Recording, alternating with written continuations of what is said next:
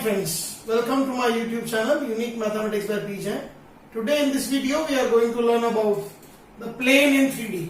In our previous videos we have learned about straight line in 3D, direction cosines, direction ratios, relation between them. Today we are going to learn about the plane in 3D. As you know, in 2D geometry the equation of line is ax plus by plus c equal to 0, the general form. Just imagine if that line is hold and is stretched like this. If we stretch that line ax plus by plus c equals to 0, then that line is stretched in 3D. Therefore the line becomes ax plus by plus cz plus d equal to 0, and this becomes the general equation of a plane. थोड़ा सा imagination करना है कि उस line को अगर दोनों तरफ से पकड़ के ऐसे स्ट्रेच कर देंगे, that will be like a plane. So plane के लिए 3D आ जाएगा, तो थर्ड एक्सिस z और आ गया. This is known as general equation of plane. Ax plus by plus cz plus d equals to 0. Here ABC are the direction cosines of the normal of the plane. Suppose this palm is plane, then ABC are the drs of normal of its plane. ABC are not the drs of plane. Remember, ABC are the drs of direction ratios of normal of the plane. Right? And d is a constant value. D is a constant. Now equation of a plane passing through a point x1, y1, z1. Then that equation will be a x minus x1, b y minus y1, and c z minus z1. Now to calculate the direction ratios a, b, c, we need at least two conditions. We will understand by example this thing. Now we are taking some special cases of general form ax plus by plus cz plus d equal to 0. In this general form, if d is 0, then surely the plane will pass through origin because the equation do not contain any constant. First case, when a is 0, then the equation of plane will be by plus cz plus d equal to 0. It means if it is x-axis, it is y-axis, it is z-axis. If a is 0, means the plane is parallel to x-axis. Because उसमें a है ही नहीं, जो भी है वो कौन है, y और z है और constant है, therefore it will be parallel to x-axis. अगर b 0 हो गया, means it is parallel to y-axis. ये हमारे y-axis के parallel हो जाएगा. ये मेरा thumb y-axis को represent कर रहा है, तो मेरा plane y-axis के parallel हो जाएगा. और अगर c 0 है, तो मेरा प्लेन z एक्सिस के पैरेलल हो जाएगा. राइट? अगर a 0 है और d 0 है, तो equation of plane is by plus cz equal to 0. It means the plane passes through x axis. अब पैरेलल में पहले वाले केस में जब b देखिए, सेकंड और थर्ड के फर्स्ट पार्ट में क्या है, सेकंड में a 0 है, मतलब वो पैरेलल टू x एक्सिस है, और थर्ड के फर्स्ट में d भी 0 हो गया, तो अब वो खुद पासेस कर जाए, एक्स एक्सिस से ही पास कर जाएगा. सिमिलरली अगर b 0 और d 0 है, तो प्लेन y एक्सिस से पास करेगा, और c 0 और d 0 है, तो प्लेन z एक्सिस से पास करेगा. अब अगर b और c 0 है, तो ये आ गया x equals to minus b by a. ऐसे ऐसी कोई प्लेन मीन्स हम कह सकते हैं plane is perpendicular to x axis. अगर a और c 0 है, तो plane is perpendicular to y axis. a और b 0 है, plane is perpendicular to z axis. और अगर a b d तीनों 0 है, we are getting cz equal to 0. Means plane क्या हो गया, xy प्लेन के ही कोइंसिडेंट हो गया, z equal to 0. Plane is coincident to xy plane. अगर b c और d तीनों 0 है, it will give me x equal to 0, means plane coincident to yz plane. और a c d तीनों 0 है, so we get by equal to 0, means plane is coincident to xz plane. These are very important concepts. इसके ऊपर 1 mark question हर year board में आता है, और ये आईआईटी में भी बीच में कहीं पे क्वेश्चन के बीच में ऐसे आ जाएंगे जहां हमको प्लेन की इक्वेशन अज्यूम करनी पड़ेगी. तो if we know these conditions, then it will be better for us. So it is general form of plane and equation of plane passing through a point. Now we'll take various forms of plane. Second form is intercept form of plane. याद करें थोड़ा सा 2D coordinate geometry में intercept form of a line था x by a plus y by b equals to 1. वहां a होता था length of intercept on x axis और b होता था length of intercept on y axis. Similarly यहां पर प्लेन का इंटरसेप्ट फॉर्म होगा x by a plus y by b plus z by c equals to 1. यहाँ a क्या होगा length of intercept on x axis, b होगा length of intercept on y axis, c होगा length of intercept on z axis. कुछ इस तरह से you can see x y z plane, मेरे तीनों एक्सिस है. मेरा प्लेन कुछ इस तरह से है कि वो तीनों ही एक्सिस को इस तरह से कट कर रहा है. शायद it is not clear in the video, आपको थोड़ा सोचना पड़ेगा. कुछ इस तरह का फिगर बनेगा कि z एक्सिस जब मेरा बाहर है तो मेरा प्लेन कुछ इस तरह से है कि वो तीनों ही एक्सिस पे इंटरसेप्ट कट कर रहा है. x एक्सिस को a पॉइंट पे कट कर रहा है, तो कोऑर्डिनेट्स आर a 0 0. y को b पॉइंट पे कट कर रहा है, coordinates are 0 b 0. And z axis को c पॉइंट पे कट कर रहा है, that coordinates are 0 0 c. a is known as length of intercept on x axis, b is known as length of intercept on y axis, c is known as length of intercept on z axis. This is called intercept form of a plane. Then comes normal form of a plane. फिर याद करते हैं 3D में जो line होती थी हमारी normal form में, वो होती थी lx plus my equals to p. कुछ याद आ रहा हो आपको तो उसको हम x cos alpha plus y sin alpha equals to p कहते थे. वैसे ही यहाँ पे वहां अल्फा एंगल क्या होता था, angle made by the line, angle made by the perpendicular drawn from what origin to the line with x axis. यहां हम cos अल्फा और sin अल्फा की जगह क्या लेंगे, element, direction cosines of the plane. So the general normal form is lx plus my plus nz equals to p. Here l, m, n are the direction cosines of normal of plane. यहाँ element plane के DCs नहीं है, plane के normal के DCs है, ध्यान दीजिएगा. These are not the DCs of plane, these are the direction cosines of normal of plane. And p is the length of perpendicular drawn from origin. This is known as which form, normal form. Now normal form का ही vector form क्या होगा, equation of a plane whose normal unit vector is n cap and length of perpendicular from origin is p. Equation will be r dot n cap equals to p. Here n cap denotes what, normal vector perpendicular to plane, and p is length of perpendicular from origin. Another vector form of a plane, equation of a plane passing through a vector a and normal to a vector n, capital N. Equation will be r minus a dot n. This is also a vector form जिसपे question आएगा. इसको further solve करें, it is r dot n minus a dot n is 0. a dot n एक scalar मिलेगा जिसको मैंने d कह दिया.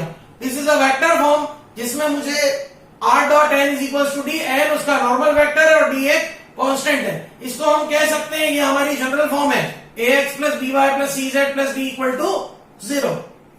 नाउ जनरल फॉर्म को इंटरसेप्ट फॉर्म में कैसे कन्वर्ट करें, how to convert the general form into intercept form. So general form है मेरी ax plus by plus cz plus d equal to 0, और इंटरसेप्ट फॉर्म में मुझे मालूम है x y z को एक तरफ रखना है, कांस्टेंट को अदर तरफ. तो मैंने कांस्टेंट को उधर शिफ्ट किया माइनस d. अब मुझे मालूम है इंटरसेप्ट फॉर्म में RHS में 1 आता है, तो मैंने दोनों तरफ माइनस d से डिवाइड कर दिया.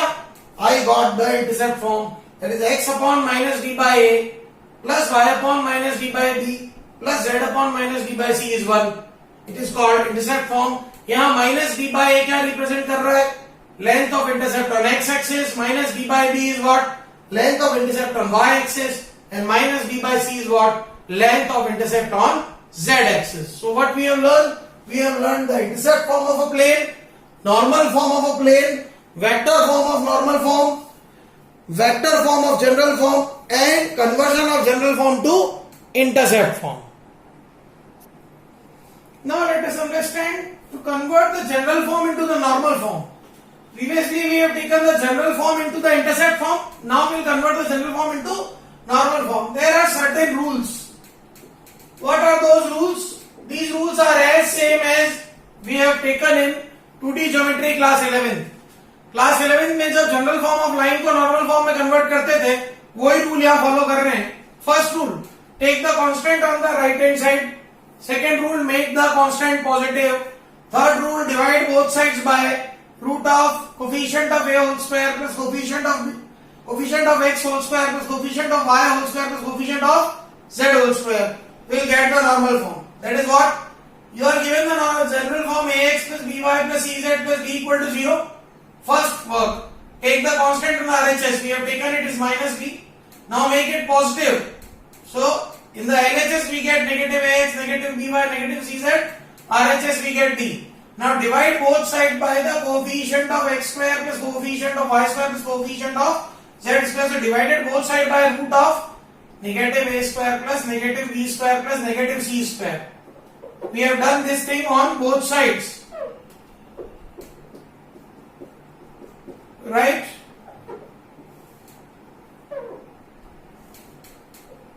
So hence we get the normal form. So L is negative a upon root a square plus b square plus c square. M is negative b upon root a square plus b square c square. N is negative c upon root a square plus b square plus c square. And P is d upon root a square plus b square plus c square. Directly question of 1 mark can be asked, convert the general form into normal form, or the question will be asked, find the length of perpendicular drawn from origin.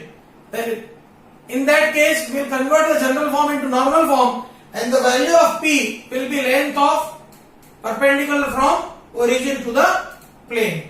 Let us take some examples. First example, find the equation of a plane at 4 unit distance from origin and normal to vector I minus 2j plus k. उस plane का equation जिसका origin से distance कितना है 4 units है और वो normal है I minus 2j plus k के. अब अपने को यहाँ पे वेक्टर फॉर्म में याद रखना है. We have learn two forms. एक था r dot n cap equals to p. वहां पे एन कैप क्या होता था? यूनिट वेक्टर, और p होता था लेंथ ऑफ परपेंडिकुलर. अब इस क्वेश्चन में इन्होंने p तो दिया है 4 पर एन कैप नहीं देके एन वेक्टर दिया है. हमको चाहिएगा एन कैप. तो एन वेक्टर से हम एन कैप कैसे लाते हैं? That is vector n upon magnitude of n. तो ये हमने वेक्टर एन लिखा divided by magnitude of n. तो एन कैप आ गया I minus 2j plus k by root 6. Hence by definition the equation of plane is r dot n cap equals to p. N cap की value डाल दी मैंने I minus 2j cap plus k cap by root 6 equal to 4. ये मुझे equation of plane मिल गया in normal form, vector form. अगर मुझे इसको कार्टेशियन फॉर्म में कन्वर्ट करना है तो जो r हमारा पोजीशन वेक्टर है उसको डाल दीजिए xi plus yj plus zk. वो हमने पुट किया तो डॉट प्रोडक्ट में i dot i1 j dot j1 k dot k1. So we get the norm Cartesian form h by root 6 minus 2y by root 6 plus z by root 6 equal to 4. So this is what conversion of general form into normal form, and a simple example.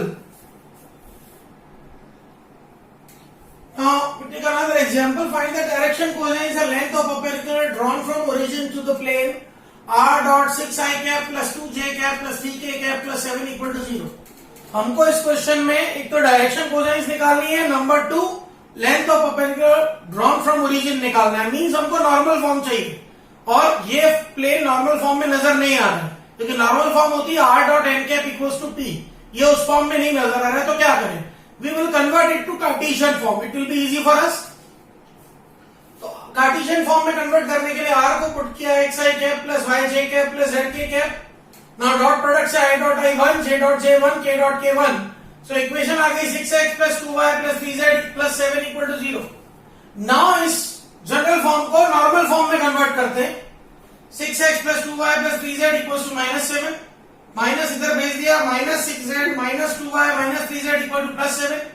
Dividing both side by the root of coefficient of x whole square plus coefficient of y whole square plus coefficient of z whole square. तो minus 6x minus 2y minus 3z upon root of minus 6 square plus minus 2 square plus minus 3 square. On the RHS also 7 upon root of minus 6 square plus minus 2 square plus minus 3 square. So we get minus 6x upon 7 plus minus 2y upon 7 plus minus 3z upon 7 equal to 7 upon 7. Hence direction cosine क्या आ गई?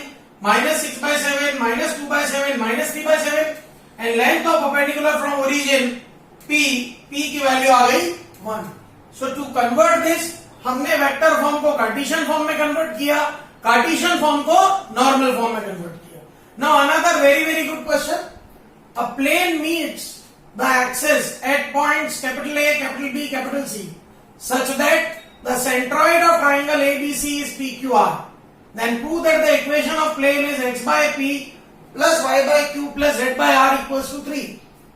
We know that since equation of plane cutting the axis at point A, B and C is the intercept form, we know that. So equation is x by A plus y by B plus z by C equals to 1.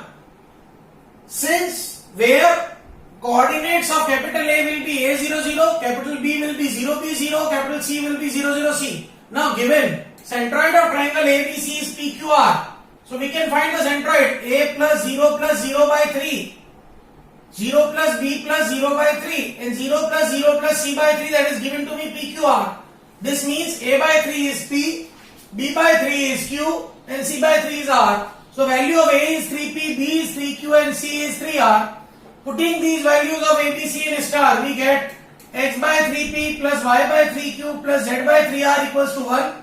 So x by P plus y by Q plus z by R equals to 3, which is the equation we want. Hence proved. So another very good examples on plane.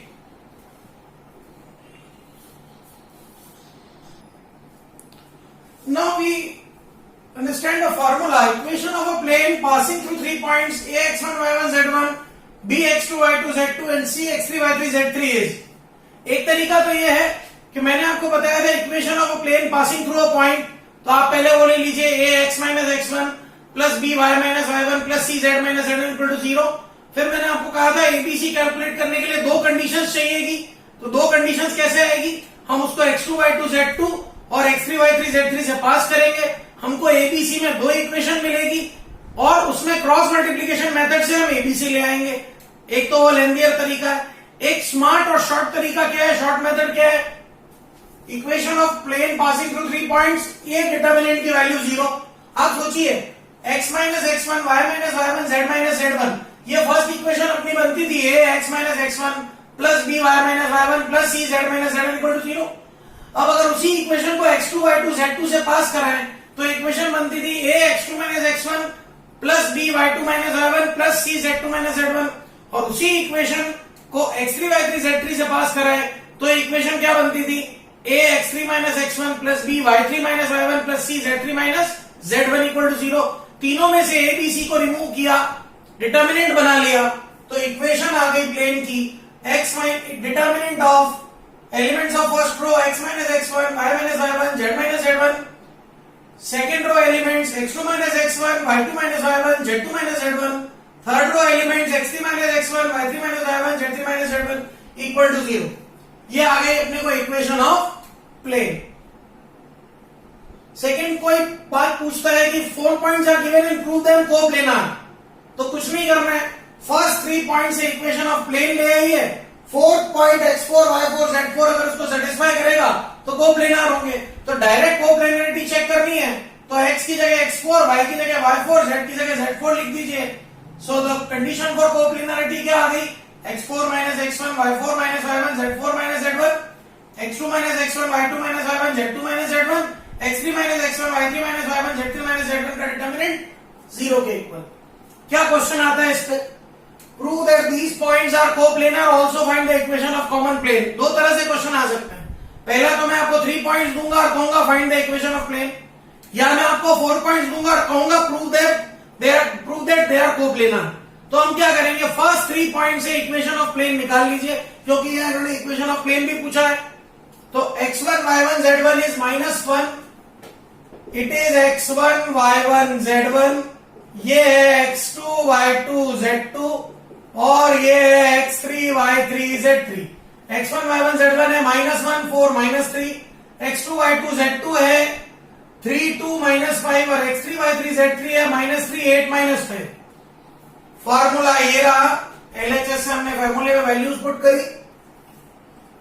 Second row में 2 common नजर आ रहा था, third row में 2 common था. Determinant की property है, हम row wise कुछ भी कॉमन ले सकते हैं. कॉमन ले लिया तो 2 to the 4 0 में चला गया.